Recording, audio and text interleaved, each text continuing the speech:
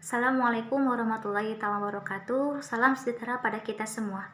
Pada kesempatan yang berbahagia ini, saya Nurul Nasari dengan NIM 21210025 akan menjelaskan tentang materi tantangan Pancasila di era globalisasi. Apa itu globalisasi? Globalisasi adalah suatu proses tatanan masyarakat yang mendunia dan tidak mengenal batasan wilayah. Globalisasi pada hakikatnya adalah fenomena di mana batasan-batasan antar negara seakan memudar karena terjadinya berbagai perkembangan di segala aspek kehidupan, khususnya di bidang ilmu pengetahuan dan teknologi. Pengaruh positif globalisasi.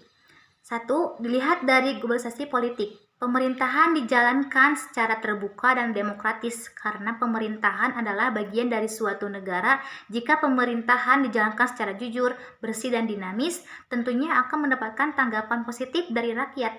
Tanggapan positif tersebut berupa rasa nasionalisme terhadap negara menjadi meningkat. Dan yang kedua, dari aspek globalisasi ekonomi, terbukanya pasar internasional meningkatkan kesempatan kerja dan meningkatkan devisa negara. Dengan adanya hal tersebut akan meningkatkan kehidupan ekonomi bangsa yang menunjang kehidupan nasional bangsa. Ketiga, dari globalisasi sosial budaya, kita dapat meniru pola berpikir yang baik seperti etos kerja yang tinggi dan disiplin, dan iptek dari bangsa lain yang sudah maju untuk meningkatkan kemajuan bangsa yang pada akhirnya memajukan bangsa dan akan mempertebal rasa nasionalisme kita terhadap bangsa. Pengaruh negatif globalisasi. 1. Globalisasi mampu meyakinkan masyarakat Indonesia bahwa liberalisme dapat membawa kemajuan dan kemakmuran, sehingga tidak menutup kemungkinan berubah arah dari ideologi Pancasila ke ideologi liberalisme. Jika hal tersebut terjadi, akibatnya rasa nasionalisme bangsa akan hilang. Kedua, dari globalisasi aspek ekonomi, hilangnya rasa cinta terhadap produk dalam negeri karena banyaknya produk luar negeri membanjiri di Indonesia. Dengan hilangnya rasa cinta terhadap produk dalam negeri menunjukkan gejala berkurangnya rasa nasionalisme masyarakat kita terhadap bangsa Indonesia.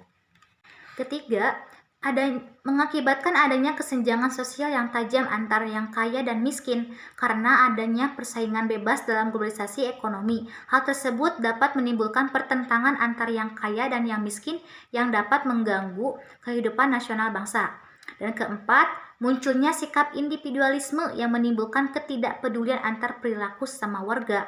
Dengan adanya individualisme, maka orang tidak akan peduli dengan kehidupan bangsa. Pancasila di era globalisasi. Realitas kontemporer memperlihatkan bahwa tantangan terhadap ideologi Pancasila, baik kini maupun nanti, beberapa di antaranya telah tampak di permukaan. Tantangan dari dalam diantaranya berupa berbagai gerakan separatis yang hendak memisahkan diri dari Negara Kesatuan Republik Indonesia atau NKRI. Apa yang terjadi di Aceh, Maluku, dan Papua merupakan sebagai contoh di dalamnya. Tantangan Pancasila di era globalisasi. 1. Banyaknya ideologi alternatif melalui media informasi yang mudah dijangkau oleh seluruh anak bangsa. Dan yang kedua, eksklusivisme sosial yang terkait derasnya arus globalisasi yang mengarah kepada menguatnya. Ketiga, dinamika terorisme, yaitu adanya sebagian anggota masyarakat yang terjebak dalam pola pikir dan tindakan radikalisme. Mungkin itu yang bisa saya dapat sampaikan. Mudah-mudahan ada manfaatnya bagi kita semua. Wassalamualaikum warahmatullahi wabarakatuh.